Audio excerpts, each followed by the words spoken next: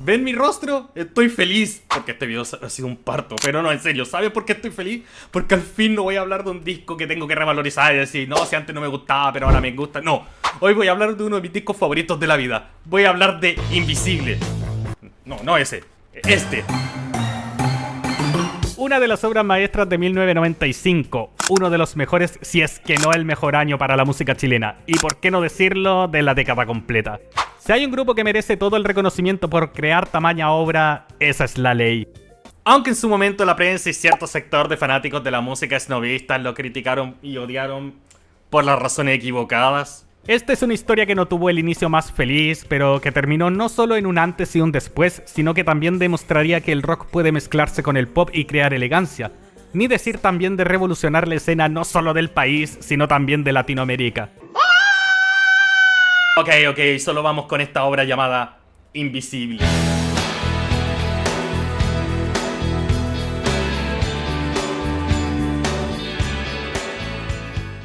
Solamente me despertó de un sueño agradable.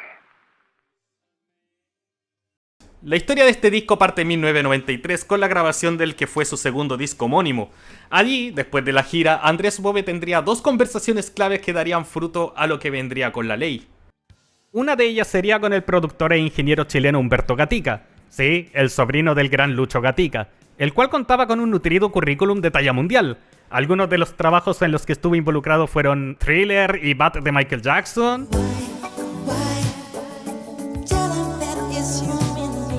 Chicago 17,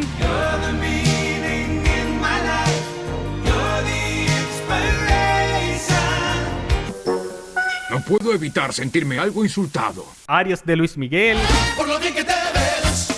y miren, una chilena, una tal Miriam Hernández. El viaje a Los Ángeles para hacer las tratativas se llevó a cabo en julio de 1993, y Gatica vio con buenos ojos la oferta ya que veía un potencial tremendo de internacionalización, un proyecto que a Bove ya le hacía cierto ojo. Para ello decidieron probar con un tema que fue pedido para una teleserie de Canal 13 llamada Champaña, la cual pasó como sin pena ni gloria.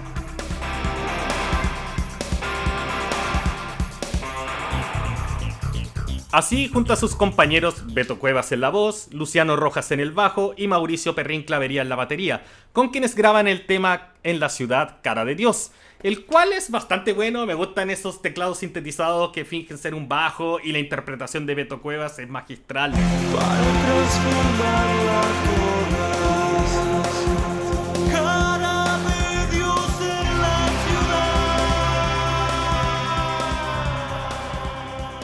La otra conversación que comienza a tener Bove era con uno de los ex integrantes de la banda, Rodrigo Cotia Boitiz, tecladista que estuvo en los primeros años, pero que tuvo que dejarlos en 1990 debido a problemas personales, entre los que se encontraba el triste fallecimiento de su madre. Según contaría Coti años después, ambos compartieron, probaron a hacer música y había la intención de colaborar juntos. Entre esas ideas estaba el volver a la banda, pero ello tardaría un poco. Llega 1994 y el año inicia con todo. Son invitados nuevamente al Festival de Viña del Mar en la primera edición que desarrollaría el canal Megavisión. Allí tocan un set cargado de sus hits, pero también sorprenden al monstruo con un estreno, un tema más rock and rollero, el que prometen que formará parte de su próximo trabajo. Ese era el año en que las ambiciones del grupo estaban a punto de cumplirse, y entre medio hacen espacio en su agenda para colaborar en una tocata a beneficio que se realizaría en el gimnasio municipal de Conchalí. En ella buscaban reunir fondos para la hija de Héctor Robles, quien era jugador del equipo de fútbol palestino. La niña, que en esa época tenía solo 8 meses, necesitaba urgentemente un trasplante de hígado, por lo que organizan este concierto en el que también participaría otro grupo chileno que se preparaba para su gran debut, Lucibel. En ese momento estábamos muy ligados al fútbol. Andrés era fanático de la U, íbamos al estadio y compartíamos en el camarín con los jugadores. Cuando surgió el tema de Gabriela, la hija de Héctor Robles, no dudamos en ayudar. En ese concierto se presentan con un gran éxito e incluso muestran otra canción nueva que Bove y Cuevas compusieron junto al baterista Mauricio Clavería, que también pregonaba la renovación estética y sonora de lo que sería su nuevo trabajo. La Ley fue un hitazo y había que celebrar las cosas buenas que estaban pasando. Esa fue la noche del 9 de abril de 1994. Un amigo murió, no sabrán lo que fue hasta el día día de ayer era tarde y soñé. La madrugada del 10 de abril, todos los sueños se truncaron. Andrés Bove, fundador, guitarrista, compositor principal y el líder visionario de La Ley, fallecía en un terrible accidente en motocicleta tras salir de un pub en el que se encontraba junto a la banda. La vida de uno de los artistas más influyentes tanto del pop como el rock chileno se apagaría en la intersección de las calles Monseñor Edwards con José Ortega y Gasset, en la comuna de La Reina. Beto Cuevas fue uno de los que tuvo que ir a reconocer el cuerpo de su amigo, episodio que lo marcó tremendamente. Sus compañeros de banda y mejores amigos asistieron al velorio, en el cual también estuvo el Dr. René Orozco, presidente del Club de Fútbol Universidad de Chile en aquella época, del cual Andrés era fanático empedernido, para dejar una camiseta en el ataúd que lo acompañaría en este viaje por la eternidad. Los homenajes no se hicieron esperar. Ese mismo 10 de abril, la U jugaba el Superclásico contra Colo-Colo, en aquel partido en que Marcelo Salas se convertiría en leyenda. Antes de comenzar el compromiso, la barra de los de abajo le dedica un minuto de silencio al líder de La Ley. Ese mismo día, Depeche Mode, que debutaba en suelos chilenos con la gira de promoción del álbum Songs of Faith and Devotion, pedía un minuto de silencio a sus fanáticos antes de iniciar el recital, no solo para conmemorar a Kurt Cobain, quien falleció 5 días antes, sino que también a Andrés. Su trágico fallecimiento dejaría proyectos truncados. Uno de ellos era comenzar las negociaciones de un MTV Unplugged. De haberse cumplido, habrían sido la primera banda chilena en conseguir tocar en aquel programa, antes que los tres tuvieran ese honor en 1995. También el guitarrista produciría el disco debut de Lucibel, el cual quedó en manos de Mario Breuer, legendario productor argentino que también trabajó con La Ley y llevaría por nombre Peces. En ese momento La Ley no solo perdía su fuerza motriz, sino que perdía un partner, perdía un amigo, perdía a su principal compositor y también perdía a uno de los exponentes más importantes que teníamos en el pop chileno. Además truncaban años de trabajo que estaban culminando en ese 1994 que prometía ser glorioso para ellos. Fue un shock devastador para todos nosotros porque Andrés era el que llevaba la batuta y el que veía toda la parte de secuencias. Era el que creaba esa parte conjuntamente con los arreglos de los chiquillos. Era el que movía los hilos. Y allí empieza la incertidumbre. ¿Qué hacer? Y es ahí que el 15 de mayo de 1994, en la primera edición de la revista Rock and Pop, Beto Cuevas publica esta siguiente carta abierta a su amigo Andrés Bove. Querido Andrés, aquí estamos en la larga espera de la filmación. La Laita y la perra están llorando en el auto con Peter Van y aquí estoy yo en una camioneta, soltando un poco la mano de mis pensamientos. Te agradezco mucho el llamado que me hiciste la otra noche, fue un sueño bastante realista. Me pregunto si en tu sistema comunicacional te llegan las cuentas que aún me llegan por las llamadas de México. Si es así, evita meterte en mis sueños en horas de siesta, ya que es la hora de máximo ajetreo y las tarifas se elevan al cielo. Te cuento que desde tu partida el micromundo en que vivimos se vio alterado de alguna u otra forma. Muchos medios de comunicación te han homenajeado de forma digna, destacando la importancia de tu entrega al trabajo de La Ley, pero la inevitable prensa nipona, aprovechándose de tu situación, ha usado tu imagen para vender poco menos que cajas de cereales. A mí me molestan en demasía estas actitudes, ya que tu divisa siempre fue ser lo más cool posible. Todos los días recuerdo lo que me dijiste en ese sueño, cuando nos invitaste a tomar una cerveza y me pediste que te pasara las llaves del auto. Al salir nos vieron un grupo de fans. Saltó en mi mente una intriga. Si ya te fuiste, entonces, ¿quién estaba manejando el auto? Tú me respondiste que para los fans eras el hombre invisible, pero para nosotros serías tú. A mí me quedó claro, cambiaste el canal pero no de televisor, y solo eso me tiene tranquilo para seguir avanzando en esta vida, que más que una opción, es una misión que tú lograste cumplir. La vida sigue igual.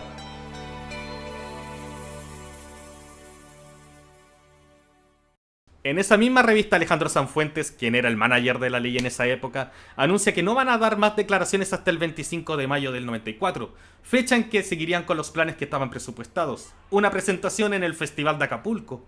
Esta sería la primera señal que el grupo seguiría sin su líder, a pesar de que los ánimos no estaban del todo recuperados. Así inician una búsqueda para dar con el reemplazante de Andrés, papel que quedaría en manos de Pedro Frugone, ex guitarrista de grupos como Viena y Anachena. Fue precisamente en este último que le llega la oferta de tocar las 6 cuerdas para La Ley. En una entrevista con Rock and Pop, señala que la razón principal fue que estaba teniendo problemas con quien era la vocalista de esta última banda, Verónica Lazarte, por lo que decidió dar un paso al costado. Aunque BMG, sello que promocionaba su ahora ex banda, puso el grito en el cielo, por lo que pidió una indemnización para liberarlo y que este pudiese firmar su contrato con Warner México, sello que promocionaría a la banda de Cuevas, Clavería y Rojas. Frugone debuta así en el Festival de Acapulco, donde no solo tocan un set con sus clásicos, sino que también algunas de las últimas canciones que Bove había compuesto. Tras esta actuación, La Ley confirma que seguirán más vivos que nunca. Y también otra gran noticia, Rodrigo Cotia-Boitis finalmente volvió a ser parte de la agrupación y se encargaría de los teclados de lo que sería el próximo disco, cuyas sesiones comenzarían en los estudios que tenía Pedro Frugone junto a su hermano Archie, en los que ayudaría el ingeniero Oscar López. Tras terminar las demos, el quinteto viajaría a los estudios Record Plant, donde Gatica los ayudaría a producir este nuevo trabajo. Y allí comenzarían algunos problemas, sobre todo entre Pedro Frugone y el ingeniero productor. Años después, el guitarrista profundizaría sobre estas peleas en una entrevista. Gatica no sabe trabajar con bandas, es un weón que hace solistas. Es discípulo de David Foster, el weón que destruyó a Chicago diciéndole a Peter Cetera, tú eres el cabrón aquí. Este weón de Gatica hizo lo mismo con La Ley, hizo lo mismo con el Veto y el otro weón se lo compró. De todas formas, Gatica terminaría arruinando a La Ley igual. Aunque el motivo de su molestia, según el mismo podcast, fue que si bien el productor lo dejaba grabar, este tenía pensado reemplazar todas sus guitarras por las de Michael Thompson, músico de sesión que era uno de los favoritos de la dupla Foster-Gatica y que tocó en canciones de artistas como Celine Dion, Kenny G, Madonna y... ¿Los Simpsons? Yes, sir.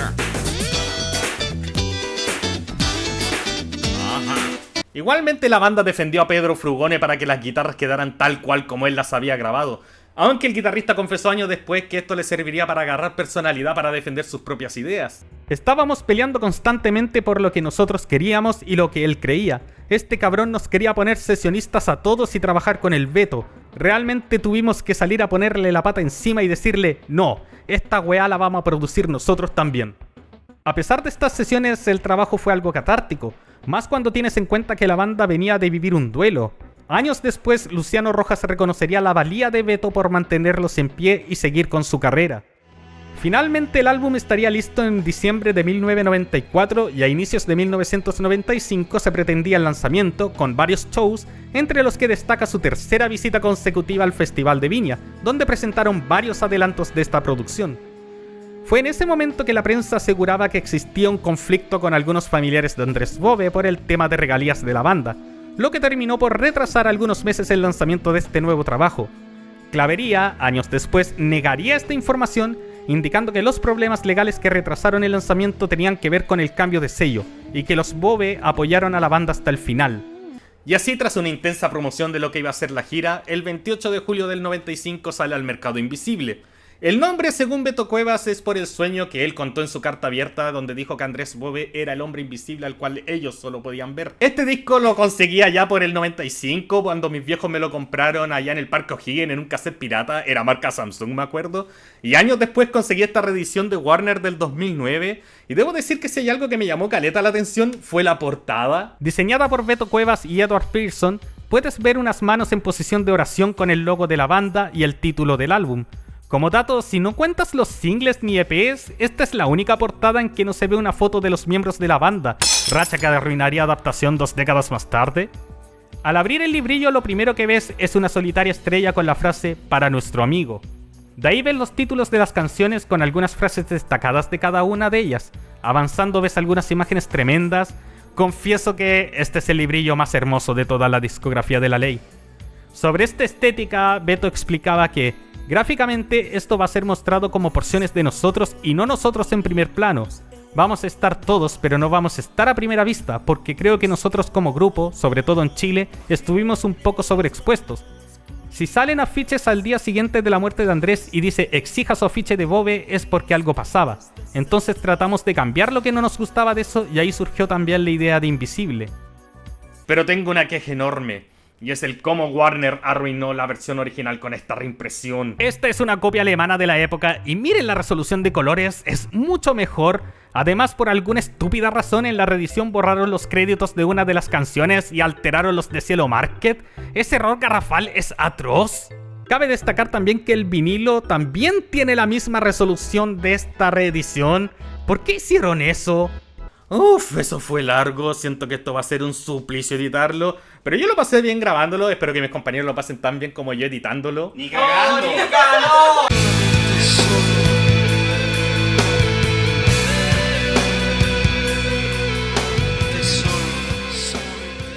El disco parte con un tema que, perdonen los fans de La Ley que opinen lo contrario, pero es mi favorito de todo su catálogo. Esto es Animal.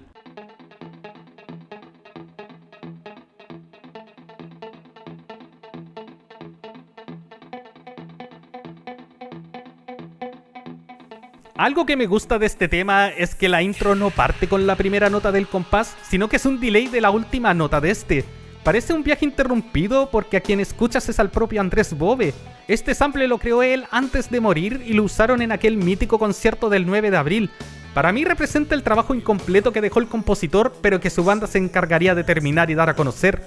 De allí, Pedro Frugone entra con su propio sello con un ambiente algo más shoegaze, si se quiere, mientras Rojas va en el bajo armando figuras a base del ritmo que va marcando Clavería. Y allí llega la seductora voz de Beto Cuevas para interpretar esta tremenda primera estrofa.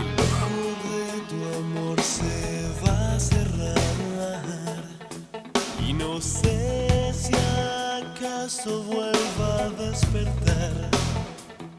De allí Clavería realiza unos quiebres precisos entre las estrofas. Antes del primer estribillo con los instrumentos melódicos creando atmósfera, Cuevas recita un enunciado, el cual fue cambiado de la versión que se escuchaba en aquella tocata del 9 de abril del 94, la última con Bove en vida. El estribillo está armado con tal tono que es un imán seductor, la oscuridad lúgubre que se destaca por la producción hecha por La Ley Gatica. Este tema delata la excelente calidad de sonido, es una joya del rock chileno por donde se le mire.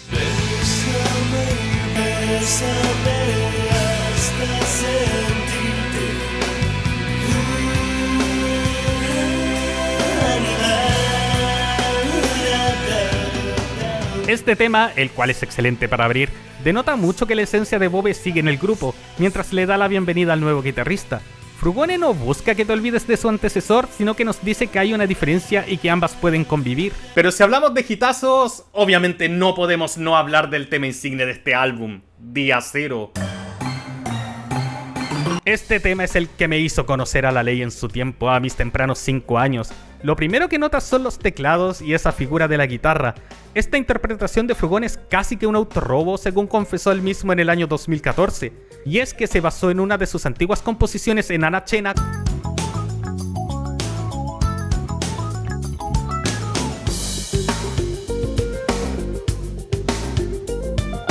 De ahí vamos con un tremendo ritmo marcado por Clavería, un groove que Luciano Rojas agrega al bajo que le da un tremendo toque al tema, mientras Aboitiz va marcando notas repentinas que quiebran esa atmósfera de intranquilidad y las convierte en un breve momento de ansiedad. Allí Beto Cuevas va cantando una letra que él mismo explicaría años después. Si se fijan bien en la letra, es una canción que habla de una persona que sufre de una amnesia profunda y decide pues empezar de cero, comenzar de nuevo sin importarle tanto todo lo establecido antes, quiénes eran sus familiares. Entonces eso es lo que de alguna forma quisimos nosotros decir una vez que empezamos esta nueva etapa. Una vez que falleció Andrés y decirles básicamente a la gente de que nosotros no habíamos fallecido, de que nosotros seguíamos vivos. Eso se refleja mucho más en el estribillo, que es uno de los mejores que ha compuesto la banda. Ese camino largo que un día me dio caminar y me una biografía y sufrí cenizas del ayer. Me encanta cómo el teclado aumenta la intensidad de este tema mientras Beto Cuevas va cantando la parte que para mí refleja la tesis de esta canción. Comienza el día cero y mañana su continuidad. Frugone va marcando acordes, se van sumando efectos y todo explota en un quiebre de la batería de Clavería, mientras los adornos de Aboitiz en los teclados marcan el regreso al ritmo principal, a la vez que Clavería vuelve a jugar en la batería en el fade out. Destacar una vez más el tremendo trabajo de producción de Humberto Gatica.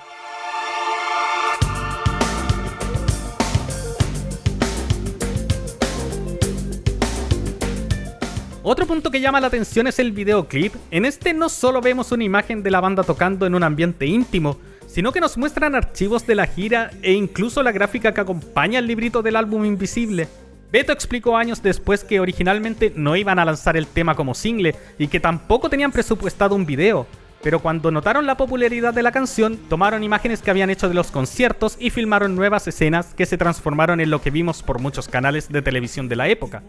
Tal y como diría el propio Beto, recién estábamos entrando a Warner México y personalmente nunca pensé que esta canción podía convertirse en un single, para que vean a veces cómo uno puede estar equivocado y cómo las canciones van agarrando espacios y vida propia. Amo este maldito tema, es uno de los temas insignes de su catálogo y podría decir que uno de los mejores. Y ahí uno se pregunta, no pueden mandarse otro hitazo después de este, ¿verdad?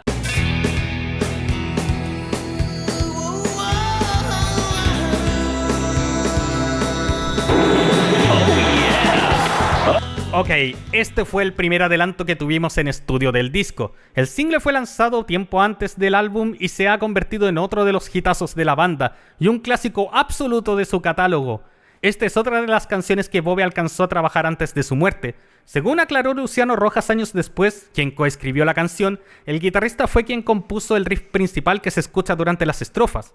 Este tema es tan intenso como su letra, que habla literalmente de una relación tóxica en la que hay golpes y maltrato. Beto confesaría que para escribirla se basó en algo que observó. De alguna forma esta canción también está inspirada en una historia real de unas personas que yo conocía que también tuvieron un final un poquito desastroso en lo que fue su relación. Es una canción con tintes más rockeros, sobre todo con una euforia total en el estribillo, el cual refleja la tesis de esta horrenda relación que mantienen los protagonistas.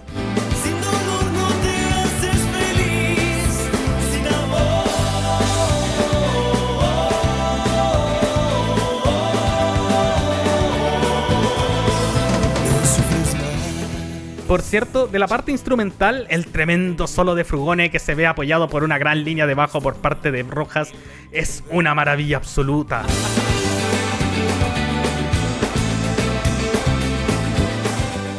Coti Aboitiz confesaría años después que es una de las canciones que menos le gustaba tocar en vivo, ya que la encontraba algo aburrida de ejecutar.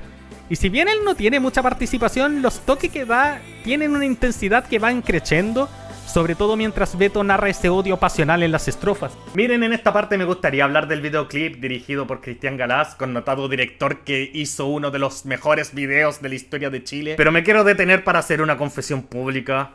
No me gusta la versión que se mandan en el Unplugged. Esos gritos de la Eli Guerra con ese aire flamenco, de verdad que me sacan de las casillas.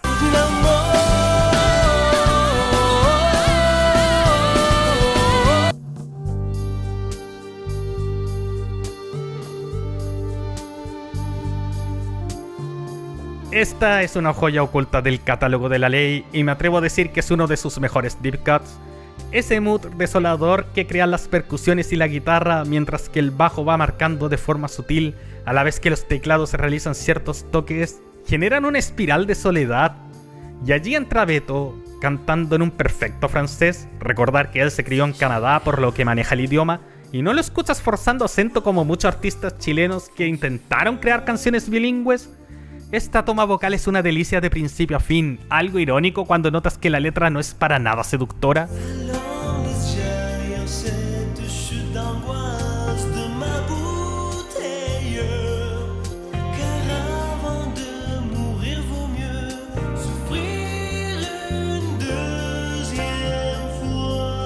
El texto nos cuenta sobre un tipo que está a punto de morir producto de su adicción al alcohol, hasta que al final su vida se apaga. Esta pieza, que fue compuesta por Coti en el piano y transcrita a formato de banda, se siente como una balada de tristeza absoluta, sobre todo cuando entra Mauricio en ese quiebre fenomenal.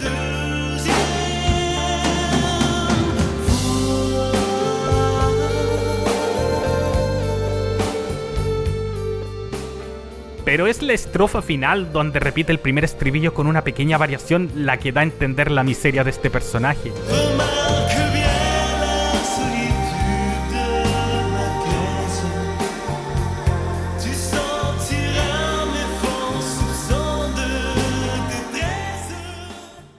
Este tema es uno de los más devastadores de este disco, se toma su tiempo para construir esa atmósfera lúgubre que tiene, comparado a los otros temas que eran más directos, más poderosos.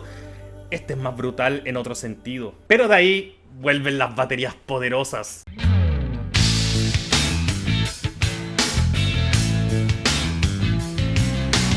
Este es otro de los sencillos y vaya que sonó harto en su época. Hay algo que me da risa y es que Beto dice que es uno de sus temas favoritos y es porque está ubicado en el quinto track, porque para él los mejores temas de un álbum están en esa posición. ¿Perdón?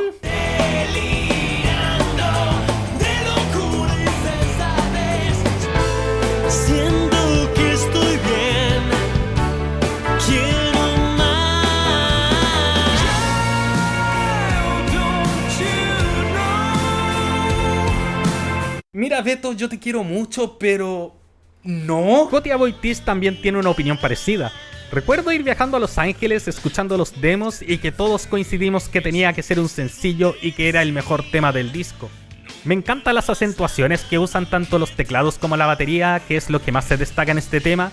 El bajo nuevamente es una estrella y también la producción logra que este suene bastante en el centro.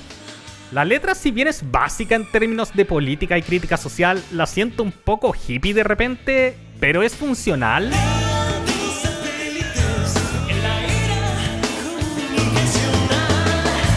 Aún no logran acercarnos totalmente bien. Ahora, hay otro momento que encuentro espectacular y es el final, la voz de Beto en su peak, sobre todo en ese manipulado coro final.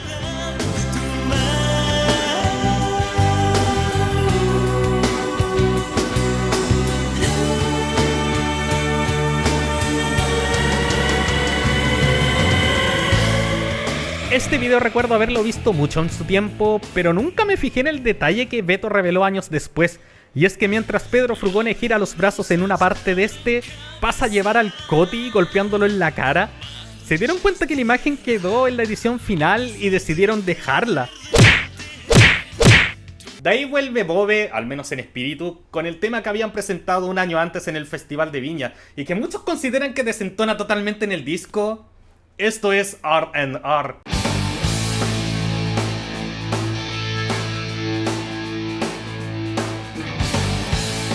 Esta canción es un rock and roll con un fuerte riff, de hecho se acerca más al hard rock de los 70 si me lo preguntan, pero musicalmente es bien efectiva. Nuevamente Clavería siendo estrella en la batería, con buenas figuras del bajo de Rojas y Beto con su voz dándolo todo. Aunque el baterista no se explica por qué esta canción terminó en el álbum. El esquema de cómo se hizo en relación a otras canciones como Animal, por ejemplo, o Día Cero también, digamos que son canciones muy estructuradas, muy trabajadas, ¿me explico? Muy pensadas para cada parte y todos los puentes, etcétera, etcétera. Tecnología que se usó y todo. Y rock and roll no es eso, es una canción completamente orgánica. Pero a pesar de su ritmo más festivo, la letra es bastante oscura porque habla de un tipo que literalmente se está muriendo y se da cuenta que ya no hay vuelta atrás, que la luz al final del túnel está a un par de pasos. Now you're standing in the middle of nowhere. You look behind, a scene of shining shadow. Me encantan los quiebres que se manda Clavería, y aquí hay varios, sobre todo en el solo que no interpretó Frugone, sino que Michael Thompson, y Pedrito tiene razón, el tipo es una bestia en su instrumento.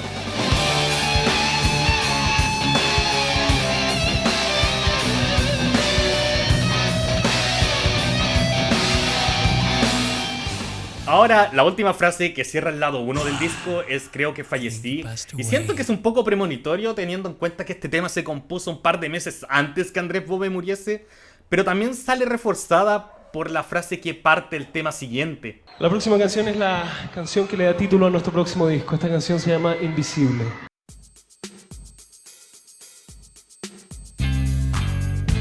Este tema es absolutamente sobre Andrés Bove, no hay ninguna duda de ello.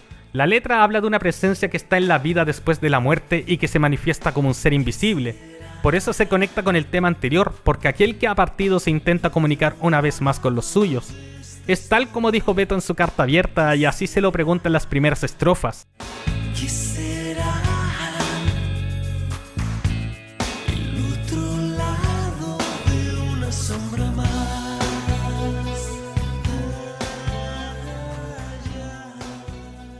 Nuevamente Luciano Rojas es el MVP con esa línea de bajo que se manda, pero hay que destacar a Mauricio Clavería con esa batería que va combinando con los patrones de la secuencia y que simplemente queda magistral. Y obviamente destacar también el trabajo de Coti en los teclados, agregando esa atmósfera. Y también está la interpretación vocal de Beto Cuevas, quien en el estribillo menciona al revés la frase amar la tierra. Quizás sea un invisible Tras la explosión del segundo estribillo, entra nuevamente la guitarra y teclados creando una atmósfera para el requiem dedicado a Andrés. Y ese quiebre tremendo para un final en que el espíritu se aleja y entra al otro mundo es sencillamente espectacular. Una despedida que sirve para abrir el lado 2 de gran forma.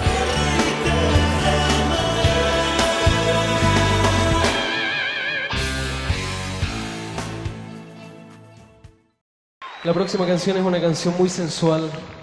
Es una canción disco. Es una canción que se llama Fausto. La única canción compuesta por todos los miembros del grupo y... uff.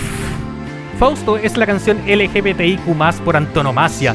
Es un tema explícito y sensual con un ritmo más electrónico, guiado por cada uno de los integrantes.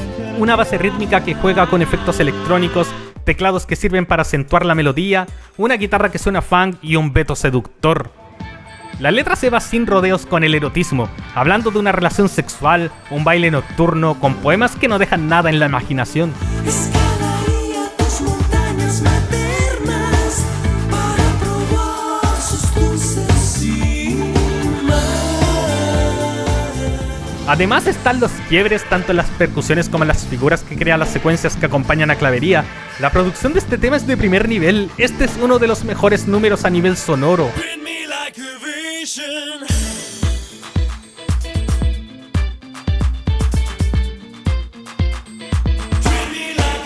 Pero quiero destacar 3 cosas de este tema. El primero es que es uno de los primeros que habla de las ambigüedades de género en Chile, sobre todo durante aquella época.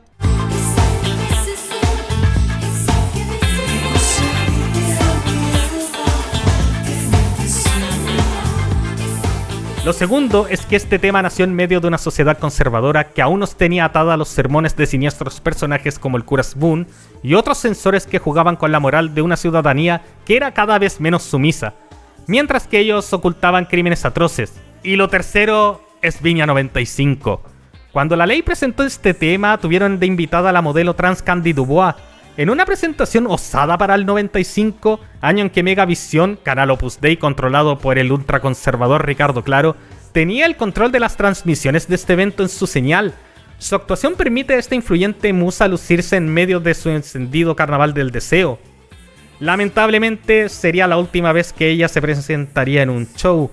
Candy moriría poco después, en mayo del 95, de un cáncer linfático que se le había diagnosticado un año antes. Tras este momento de sensualidad llega el tema más directo musicalmente del disco, donde incluso se atreven a criticar a la prensa rosa y a aquellos que decían «Oye, no pueden continuar sin Bobe».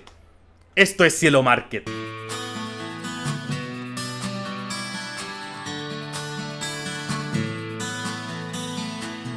Acá la ley crea un tema en que nuevamente las guitarras son predominantes. Frugone se luce en la ejecución de ese riff pesado con una batería tocada con una violencia más extrema. Si bien no estamos hablando de heavy metal o algo así, es una pieza que se interpreta sin concesiones.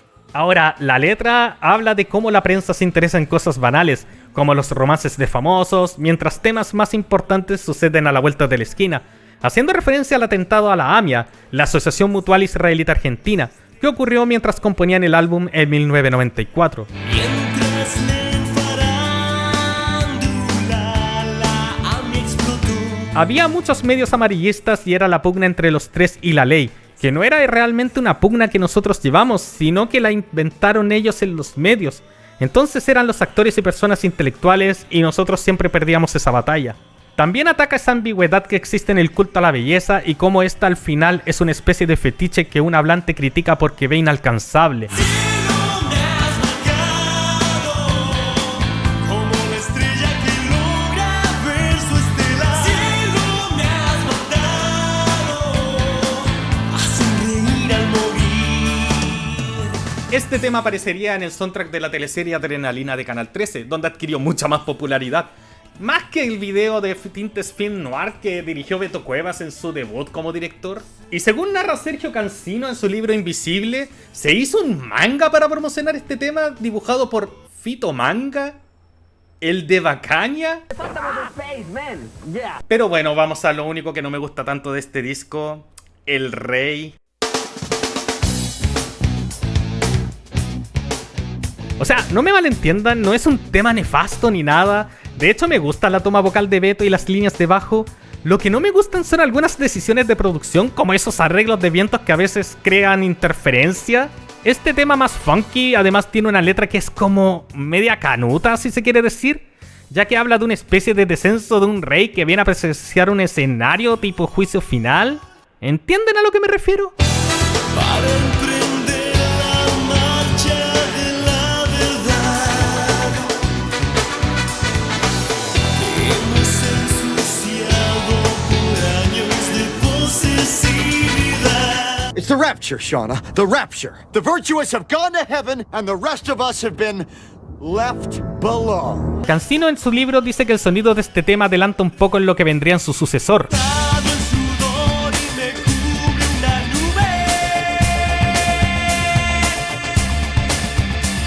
El sol llama al rey. Y bueno, sí, tiene razón. Ahora, si bien no me gusta mucho este tema, quiero destacar esa versión que se mandaron en Venga Conmigo, que incluye un solo de percusión.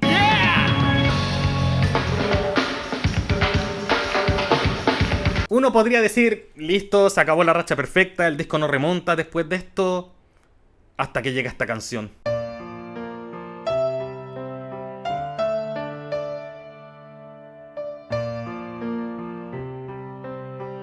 Este tema, compuesto por Cuevas y Aboitiz, surge cuando Beto recién ingresa al grupo en la época de Desiertos, en 1989. Coti contaba que lo compuso en un teclado Kurzweil cuando se encontraba en Nueva York y escribió esta melodía pensando en la soledad que sentía en esa ciudad. Beto luego tomó esa melodía y le puso letra. De hecho, en una charla que dieron en diciembre del 2024, el tecladista junto a Luciano Rojas, ambos recordaron ahí que en la primera presentación que dieron con Beto Cuevas en la Casa de la Constitución, el bajista junto a Clavería y Bobe se escondieron mientras sus compañeros tocaban esta canción en particular, y tras ver aquello, junto a la recepción del público, supieron que habían logrado armar una tremenda banda. Me gusta esa atmósfera íntima que se crea en el tema con el piano, la guitarra acústica entrando, pero lo que más amo es ese dueto entre piano y voz que protagonizan el Beto con Coti. Ginny, calm down. Ginny, calm down and feel me.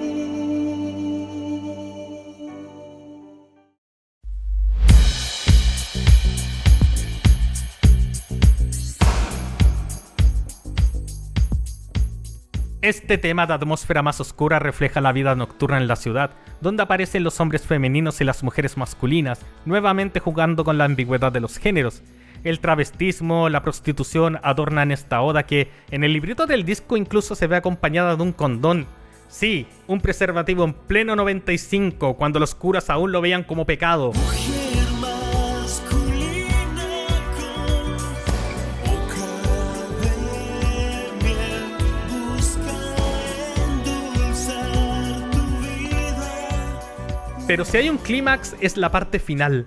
Esa última estrofa interpretada por Beto rescata una euforia que el cantante es capaz de alcanzar con ese tremendo registro que luce. La sed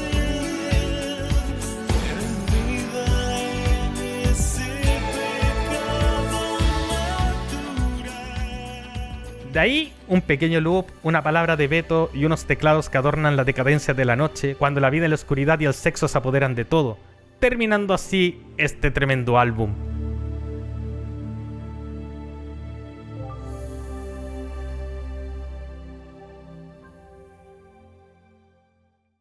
Al salir Invisible no solo fue recibido con aplausos del público, sino también de la crítica especializada. Iván Valenzuela, sí, es Iván Valenzuela, le dedicó varias loas en la revista Rock and Pop. Invisible puede ser, para la ley, el disco consagratorio que se estaba esperando de ellos desde Doble Opuesto. Tiene 3 canciones con potencial de hit, está grabado en condiciones notables y suena a la altura. Pero tal vez lo más importante es que está hecho por una banda sólida, afiatada y convencida de la validez de su propuesta. Una banda a la que los llantos hicieron brotar. Igual debemos considerar que no todos los temas quedaron en el álbum. 2 de los outtakes se filtraron en internet hace algunos años y su ingeniero en sonido Oscar López confesó que estuvieron a punto de entrar. Una es Sade, llamada así porque su beat recordaba una canción de la banda del mismo nombre. Este tema es emotivo a la médula, sobre todo por su melancólica letra dedicada a Andrés. Es un mes de abril, solo 10 días lo vestían. Nadie lo dudó, Andrés sabía que se iba. Además, por alguna razón, mientras escuchábamos el tema con el equipo de guión, nos recordó a Tanta Ciudad, single de su siguiente álbum.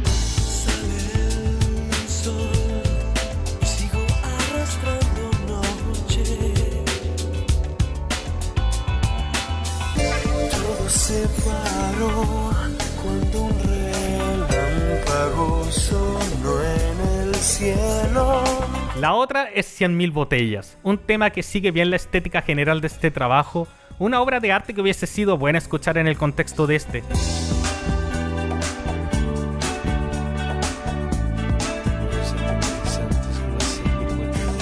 Luego del lanzamiento, la gira siguió por Chile, México y otros países, con unos shows impresionantes donde incluso se dieron el lujo de interpretar Ashes to Ashes de David Bowie en una de las mejores versiones que he escuchado de esta canción.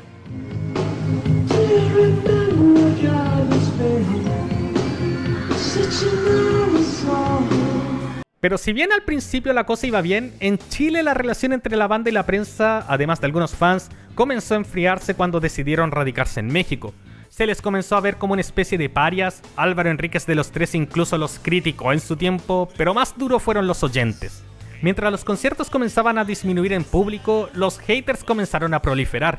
En su libro sobre la historia del álbum, Sergio Cancino asegura que en las votaciones populares de las revistas se leían comentarios como «se quedaron con ser mijitos ricos y creerse minos», «una estupidez que se vayan al extranjero si son chilenos», «se chacrearon», «no saben nada de música», «son apestosos, asquerosos, vomitivos», o «me da rabia cuando los comparan con los Tres, quienes ese año lanzaban el mejor álbum de su carrera». Atentos al canal. La prensa también los golpeaba con cada rumor que aparecía con respecto al grupo, pero en México las cosas eran muy distintas. Allá se transformaban en un fenómeno, el típico pago de Chile. A pesar de ello, la revista Rolling Stone Chile lo nombró uno de los mejores discos de la historia en el 2008. Lastimosamente, esta sería la última vez que esta tremenda formación grabaría junta, ya que posteriormente Coti Aboitiz sería expulsado del grupo, luego de que tuviera problemas con las drogas y tras rehabilitarse no le fuese permitido regresar por el vocalista. De ahí perderían totalmente la relación con la prensa chilena tras el lanzamiento de su disco Vértigo, pero esa es una historia para otro día. En cuanto a mí, Invisible es una obra maestra, su sonido, su estética, sus canciones, todo es una maravilla. Si bien El Rey es el tema que menos me gusta, siento que igual cumple con ser un álbum redondo. Este disco es conciso y de hecho me recuerda mucho la evolución que tuvo YouTube en estos álbumes, Joshua Tree y Achtung Baby, donde Bono confesó que tomó Joshua Tree, lo desarmó, lo replanteó y así nació Achtung Baby. Y siento que cada vez que lo escucho lo encuentro mejor que antes. Finalmente, para cerrar, quiero dejar una reflexión que dejó Beto Cuevas sobre este disco. Este disco es un parteaguas de una segunda y nueva etapa para nosotros, que fue la etapa posterior a la partida de Andrés. Fue cuando volvió al grupo Rodrigo, el tecladista, y entró Pedro Frugone, nuestro actual guitarrista, a ser parte de la banda.